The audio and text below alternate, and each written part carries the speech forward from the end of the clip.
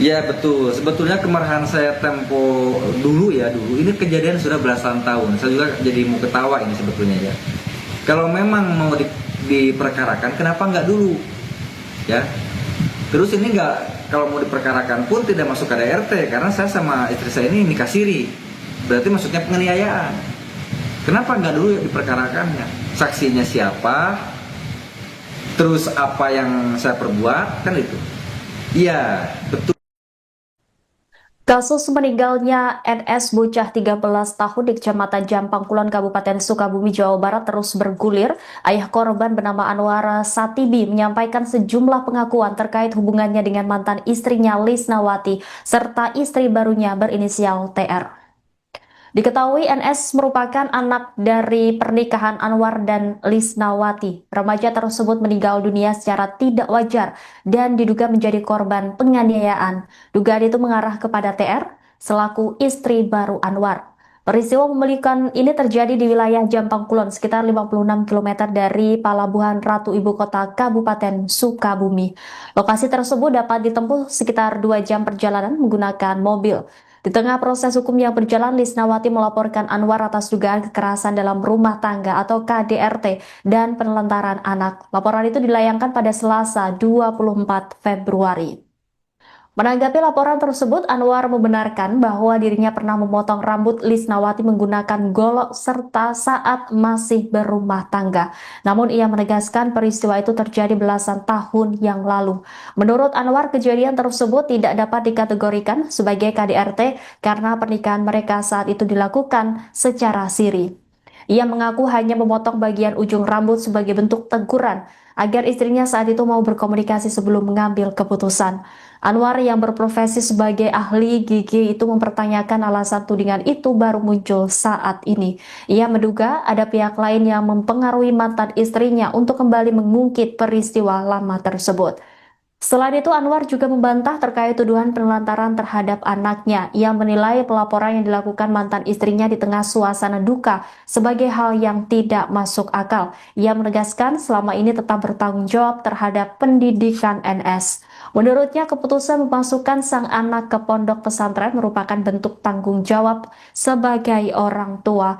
Anwar menjelaskan awalnya NS diantar oleh ibu kandung dan keluarga ke yayasan tempat dirinya bekerja di wilayah Solokan Pari. Dalam perjalanannya, Anwar kemudian mengenal TR. Ia menyebut TR menaruh simpati dan perhatian kepada NS. Perhatian tersebut menurut Anwar menjadi salah satu alasan dirinya menikahi TR. Setelah menikah, NS kemudian dipindahkan sekolah dari wilayah Purwasedar ke Cilubang atas keputusan TR.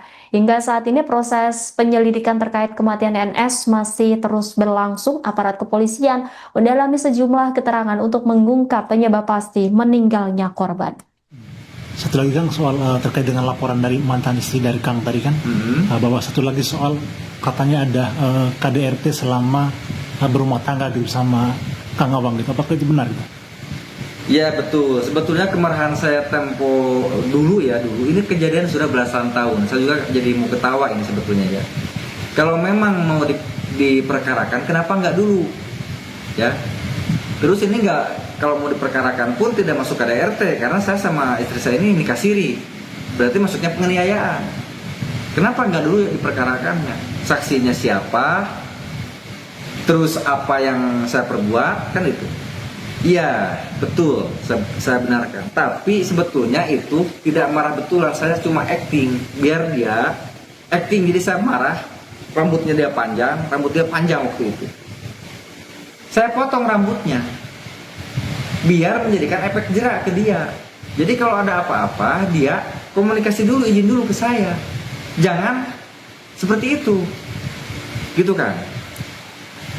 Kalau kenapa alasan saya motong rambut? Biar nggak sakit maksudnya.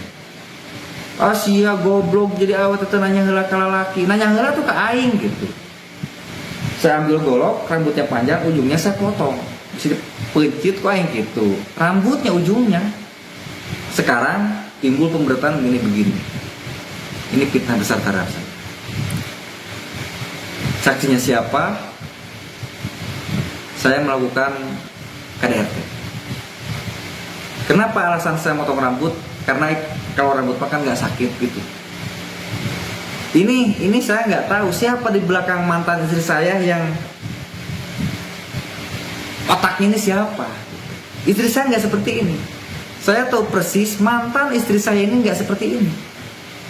Saya yakin, Haikul yakin 1 miliar % ini ada yang nyekenario di belakang istri saya. Saya yakin.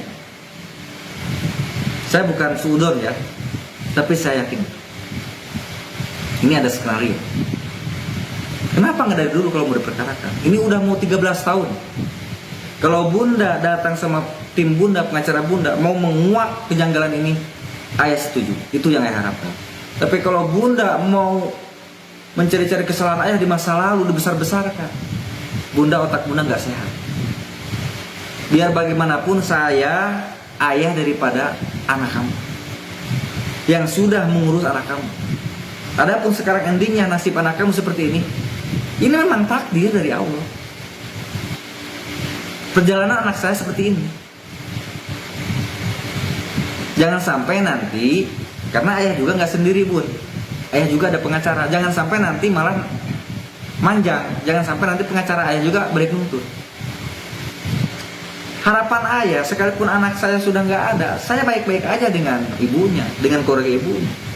Kalau seperti ini, nggak tahu cara berpikir Bunda tuh kemana, nggak tahu. Harapan ayah, ayo kita bareng-bareng menguak kejanggalan ini. Anak Bunda, anak saya meninggalnya tidak wajar. Ayo kita kuak. Ada apa ini? Kalau itu yang dilakukan, saya setuju Bun.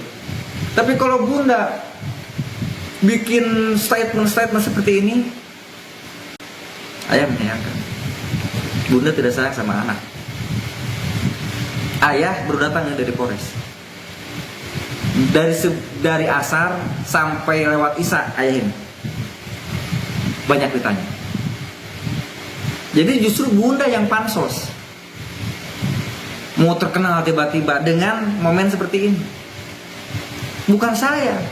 Kalau saya diupload di Facebook itu ada alasan. Satu, saya keluarga besar. Nomor WA-nya sudah pada nggak ada.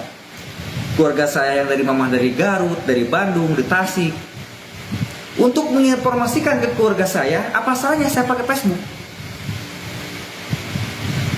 Tidak niat untuk pansos, tapi kalau kamu, ini memang pansos kamu, memanfaatkan asas pemanfaatan. Dalam kondisi seperti ini, kamu malah seperti itu. Istighfar, pakai akal sehat.